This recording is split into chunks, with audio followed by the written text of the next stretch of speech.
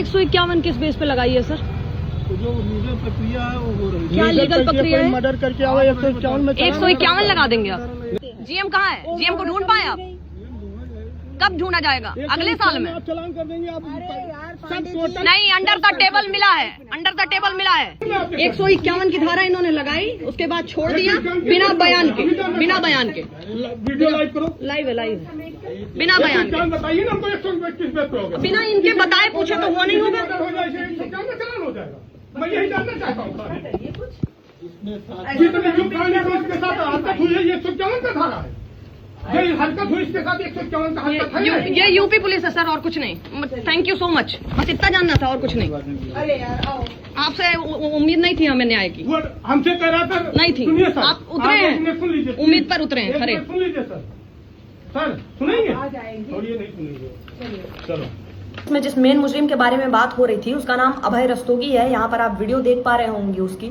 यह अभय रस्तोगी वहां के लोगों द्वारा बताया गया नाम है। मुझे नहीं पता उसका एग्जैक्ट नाम क्या है। वो अपने आप को वहां का जीएम बता रहा था, अपने आप को सरकारी कर्मचारी बता रहा था, अपने आप को सबसे पावरफुल व्यक्ति बता रहा था। वो बता रहा था पुलिस कोई कुछ नहीं कर सकता है, मेरे आगे किसी की कोई औकात नहीं है, मैं मिनटों में खरीद सकता हूँ सबको, मैं सबको जेब में लेकर के घूमता हूँ। ऐसा कहना था अभय रस्तोगी का, इस व्यक्ति का जिसकी तस्वीर यहाँ पर लगी है। ठीक है, इसके बारे में और बताएंगे और डिटेल में वीडियो लेकर के आएंगे, बस थोड़ा सा इंतजार करिए। इसको बचाने के लिए पुलिस हर मुमकिन कोशिश कर रही है, हर मुमकिन कोशिश कर रही है, साबित कर रही है कि हाँ पुलिस सच में उसकी ही जेब में है। जैसा कि उसने बोला था वो पुलिस करके दिखा रही है, कि पुलिस बता रही है कि हाँ मैं अभय रस्तोगी की जेब में हूँ, अभय रस्तोगी जो बोलता है वो मैं करता हूँ। ये जो वीडियो में अभी आपको महाशय दिखे वर्दी पहने हुए, ये लखनऊ के सुशांत गोल्ड सिटी के थाने में कार्यरत है। इनका नाम है संदीप कुमार शर्मा, और इस वीडियो में जो पीछे से आवाज आ रही है वो मेरी आवाज है। हम इनसे पूछ रहे हैं कि आपने किस बेस पे कौन सी धारा लगाई, आपने किस बेस पे 151 की धारा लगाई, किस बेस पे? क्योंकि कुछ और चीजें हुई थी, इन्होंने धारा कुछ और लगा दी है अगले को बचाने के लिए, अगले को बचाने के लिए। बात 1 मई की है, 1 मई पे कुछ ऐसी चीजें हुई, कुछ ऐसी दिक्कतें परेशानी हुई, तो हमने इनको कॉल किया कि सर लखनऊ पुलिस है, सुशांत गोल्ड सिटी पुलिस है, सर आपकी मदद चाहिए, कृपया करके आप आइए, आप आइए। 112 पे कॉल किया, 112 वाले आए, फिर उन्होंने इनको बुलाया, गोल्ड सिटी वाले पुलिस वालों को बुलाया। मैंने कहा सर ऐसा ऐसा बात है, ये मसला है, ये चीजें हैं। तो सबसे पहले ये हम पे ही हावी होने की कोशिश करते हैं कि अरे तुम्हें क्या पता, तुम्हें कैसे पता, ये क्या होता है, वो क्या होता है। मैंने कहा सर मेरे पास वीडियो है, मेरे पास सारे प्रूफ है, मेरे पास सारे ऑडियो, मेरे पास सारी फोटोज है। तो उसके बाद इनको थोड़ा सा वो पड़ता है, लेकिन फिर भी ये टाल मटोल घुमाने की कोशिश करते हैं। ये ऐसी कोशिश करते हैं कि एफआईआर इनको ना लिखनी पड़े, क्योंकि इनको अगली पार्टी मोटी पार्टी दिख रही थी, मोटी पार्टी दिख रही थी, पैसे वाली पार्टी दिख रही थी। तो इन्होंने अपना पूरा कोशिश किया कि एफआईआर ना लिखनी पड़े। फिर भी हम लगे रहे, हम डटे रहे कि सर हमें एफआईआर लिखनी। कहते हैं चलो थाने चलो, थाना चलो, वहां लिखेंगे एफआईआर। मैंने कहा चलिए सर, मैं और मेरे साथ मेरा परिवार भी था, तो हमने कहा चलिए सर लिखिए एफआईआर लिखिए। थाने गए हम लोग, तो वहां पर हमने एप्लीकेशन लिखी, एप्लीकेशन इनको दी। एप्लीकेशन में भी 4 चीजें 4 बार नौटंकी बताते हैं, तुमने ये क्यों लिखा, वो क्यों लिखा, वो क्यों लिखा, वो क्यों लिखा। जो चीजें वहां पर हुई थी वो चीजें मैंने पूरा एकदम एक चीज मेंशन की, तो उससे भी उनको दिक्कत थी। संदीप कुमार शर्मा जी को दिक्कत थी कि तुमने ये वो क्यों लिखा।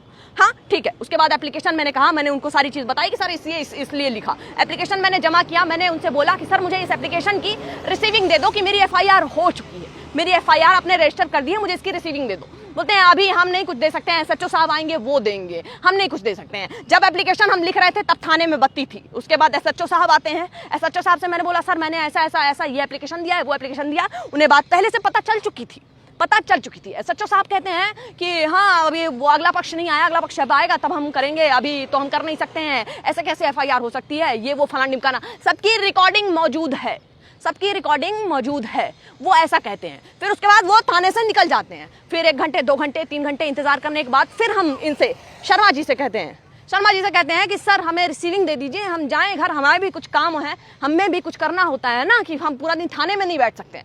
बोलते हैं लाइव तो आ नहीं रही है। मैंने कहा ये चीज़ें इस कैमरे पे बोल दीजिए। मैंने कैमरा ऑन किया, मैंने बोला इस पर बोल दीजिए हम चले जा रहे हैं।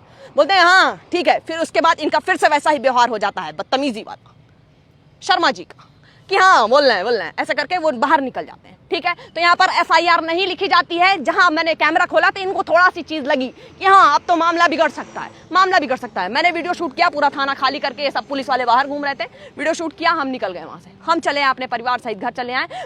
ये वहां थाने से निकल करके मेरे पिताजी को, मेरी माता जी को अलग अलग प्रकार की डराने की धमकियां दे रहे थे। ऐसा हो सकता है, वैसा हो सकता है, ये चीजें हो सकती हैं, वो चीजें हो सकती हैं। लेकिन नहीं, मुझे पता है क्या हो सकता है क्या नहीं हो सकता है। हम चले आए घर, सारी चीजें रिकॉर्ड है मेरे पास, सारी चीजें रिकॉर्ड है। हम घर चले आए, 7 से 8 बजे के आसपास इनका कॉल आता है कि मैडम बताइए FIR ये क्या चीजें हैं। मैंने उनको बताया, उसमें हमारी कोई बात नहीं हुई थी, कौन सी धारा लगेगी कौन सी धारा नहीं लगेगी, इन्होंने मुझे कुछ भी नहीं बताया था। फिर 3 मई को इन्होंने मुझे बुलाया, 2 मई को इन्होंने बुलाया था, मेरा एग्जाम था इसलिए हम नहीं गए। 3 मई को इन्होंने मुझे बुलाया, हम गए वहां पर, तो मुझे पता चलता है नहीं, इन्होंने बुलाया मुझे और मुझसे कहा बयान दीजिए। हम बयान दे रहे थे, मेरे पिताजी ने पूछा कौन सी धारा लगाए हैं, जो एक शख्स था। मेन मुजरिम अभी तक नहीं आया है, 1 मई से लेकर के 3 मई हो गया, अभी तक मेन मुजरिम वहां पर दिखा भी नहीं है। मेन मुजरिम को नहीं पकड़ा जा रहा है, जो गरीब है, जो कुछ कर नहीं सकता, उसको पकड़ा गया है। उस पर भी ऐसी धारा लगी है कि सुबह लगाओ शाम को छूट जाओ, सुबह लगाओ धारा शाम को छूट जाओ। पिताजी ने पूछा ये धारा क्यों लगाई है, किस बेस पर लगाई है आपने? हमने चीजें तो कुछ और बताई हैं। बताते हैं हमें नहीं पता, आप जाइए SHO साहब से पूछिए, आप संदीप जी से पूछिए। ये बोलते हैं कि हमें नहीं पता सर किस बेस पे लगी है, क्यों लगी है। आप पुलिस वाले हैं, आपको नहीं पता है किस बेस पे कौन सी धारा लगती है? क्या पढ़ के यहाँ पर आए हैं, क्या करने थाने में आए हैं? अगर आपको कुछ नहीं पता है तो जाओ यार, कहीं कचरा वचरा उठाओ, झाड़ू पोछा लगाओ। बहुत जमादार की नौकरियां खाली हैं, 5-5 हजार रुपए मिलता है, बढ़िया जाओ सुकून से करो वो, जब कुछ पता ही नहीं है तुम्हें, कुछ पता ही नहीं है जब। तो उसके बाद आज मैंने इनसे बोला सर ऑन कैमरा बता दीजिए कि अगला व्यक्ति कब आएगा, कब चीजें होंगी, आप क्लैरिफिकेशन दीजिए मुझे, बताइए क्यों धारा ऐसी लगी वैसी लगी। तो बोलते हैं कि तुम्हें बुलाया किसने, तुम्हें बुलाया किसने यहाँ पर? मैंने बोला आपने बुलाया है चौकी पे, आपने बुलाया? बोलते नहीं हमने नहीं बुलाया है, थाने में जाइए SHO से मिलिए।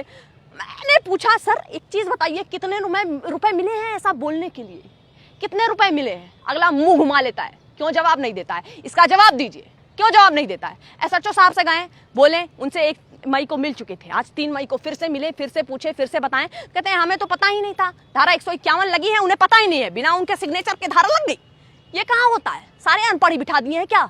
सारे अनपढ़ ही बिठा दिए हैं? अनपढ़ नहीं बिठाए हैं, ये सारे सब सोची समझी जानी समझी चीजें हो रही हैं कि किस तरीके से ये लोग थक जाएं, हार जाएं, थाने बुलाएंगे बिठाएंगे, 5 घंटे 4 घंटे रोज बुलाएंगे बिठाएंगे, उसके बाद घर भेज देंगे। थकेंगे हारेंगे नहीं, ये आप मत सोचिएगा, बिल्कुल मत सोचिएगा कि थक जाएंगे हार जाएंगे उसके बाद घर चले जाएंगे और आपके कसीदे पढ़ेंगे तारीफ में कि अरे गोल्ड सिटी की पुलिस ये वो फलान ढिमकाना। नहीं, गोल्ड सिटी की पुलिस बिल्कुल बिक चुकी है, बिल्कुल बिक चुकी है। अगर आप ये सोचते हैं कि आप गोल्ड सिटी की पुलिस या किसी पुलिस के पास जाएंगे आपको न्याय मिलेगा, जी नहीं, आपको बिल्कुल भी न्याय नहीं मिलेगा। आप इनसे न्याय की उम्मीद रखिए ही मत, रखिए ही मत। आप नचनिया देखते हैं ना, शादी बारात में नचनिया आती है, उसके आगे पैसे, जितने पैसे फेंकिए उतनी तेज नाचती है। वैसे ही ये पुलिस वाले हैं, इनके आगे जितने पैसे फेंकिए ना उतनी तेज झमक के नाचेंगे। जो पैसे फेंकेगा उसका काम फटाफट होगा। आप चाहे जितने सच्चे हो, आप चाहे जितने अच्छे हो, आप चाहे जितना न्याय मांगे, आपको न्याय नहीं मिलेगा, नहीं मिलेगा। मेरी अपील है, मेरी रिक्वेस्ट है ब्रजेश पाठक जी से, योगी आदित्यनाथ जी से, कृपया करके इस पर कुछ एक्शन लें। मेरे पास पूरी बात है, हर बात की रिकॉर्डिंग है, हर चीज की रिकॉर्डिंग है, हर चीज की रिकॉर्डिंग है। इस पर एक्शन लीजिए। अगर आप लोग ये सोच रहे हैं कि हम चुप होकर के बैठ जाएंगे तो नहीं, अभी प्रॉपर पूरी वीडियो अपलोड होगी, पूरी वीडियो अपलोड होगी। मुझे सवाल पूछना है अंजनी जी से, मुझे सवाल पूछना है संदीप जी से, क्यों एक्शन नहीं दिया आपने?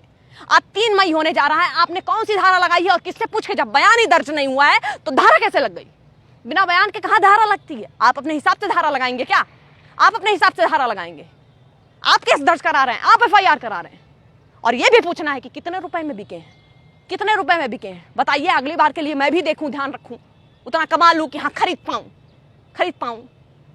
बहुत ही बेकार पुलिस है। आम जनता, आप इतना सोचिए कि हाँ चलिए मेरे पास एक ऐसा जगह है कि हम कह सकते हैं लोगों से, मेरे बीच बचाव के लिए लोग हैं जिनके पास कोई उम्मीद नहीं रहती होगी, जो लाचार बेबस बिल्कुल परेशान होकर के जाते होंगे अब कि हाँ हमें न्याय मिलेगा। उनके पास हाथ जोड़ करके भैया ऐसा है, मैंने देखा कई लोगों को, उनको भी ये लोग समझा के बुझा के पाठ पढ़ा करके घर भेज देते हैं, उनको भी भेज देते हैं। उनके लिए भी न्याय इनके पास नहीं है।